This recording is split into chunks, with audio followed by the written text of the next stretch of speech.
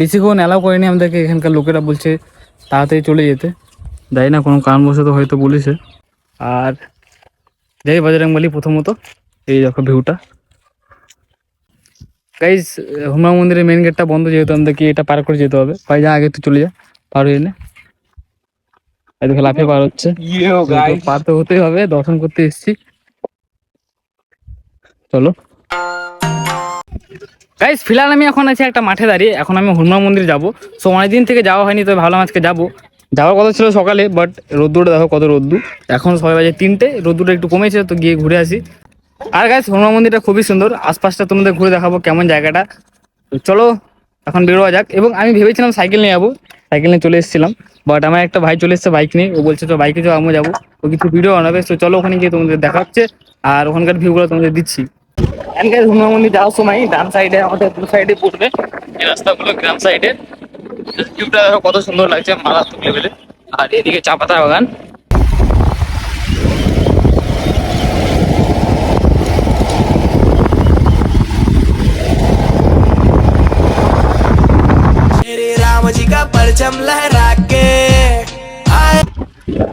Finally Hanuman মন্দির চলে এসেছি। এটা সামনে এন্ট্রি গেট, এই যে গেট বন্ধ আছে, অন্য সাইড দিয়ে ঢুকতে হবে। যেহেতু সামনে গেট বন্ধ ছিল, যার জন্য আমাদেরকে ঘুরে আসতে হলো ওই দিক দিয়ে। আর এই যে পেছন গেট তখন ঢুকতে হবে। তো চলো,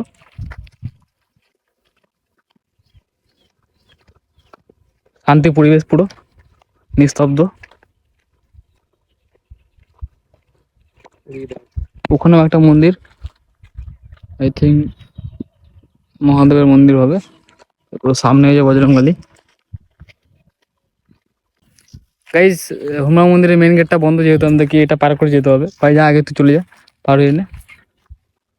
এদিকে লাফিয়ে পার হচ্ছে, পার তো হতেই হবে, দর্শন করতে এসেছি।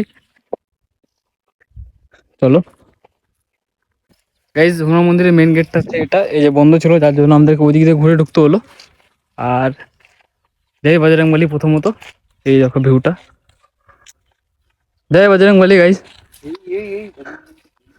গেট খুলে দিল, প্রণাম করে নাও, দেখে নাও।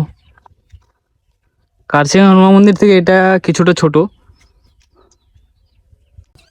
এন্ড গাইস, আমি যখন ফার্স্ট টাইম এসেছিলাম, মূর্তিটা ঠিকঠাক দেখা যাচ্ছিল না সূর্যের জন্য, যার জন্য আমি আজকে বিকালে এসেছি।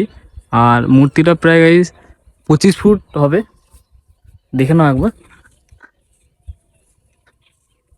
আর তার পেছনে ভিউটা দেখো, পেছনে একটা নদী রয়েছে।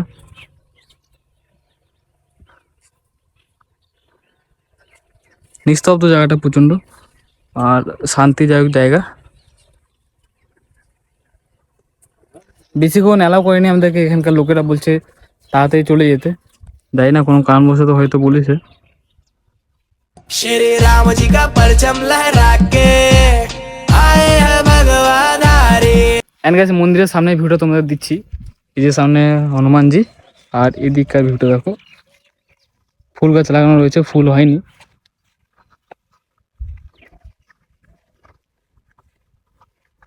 এন্ড গাইস, যারা বজরংবলী পুজো করো, তারা কমেন্ট সেকশনে ফটাফট জয় বজরংবলী লিখে দাও এবং জয় শ্রীরাম লিখে দাও। সো আজকে ভিডিওটা এখানে শেষ করছি, দেখা হচ্ছে নেক্সট ব্লগে। Tata, bye bye.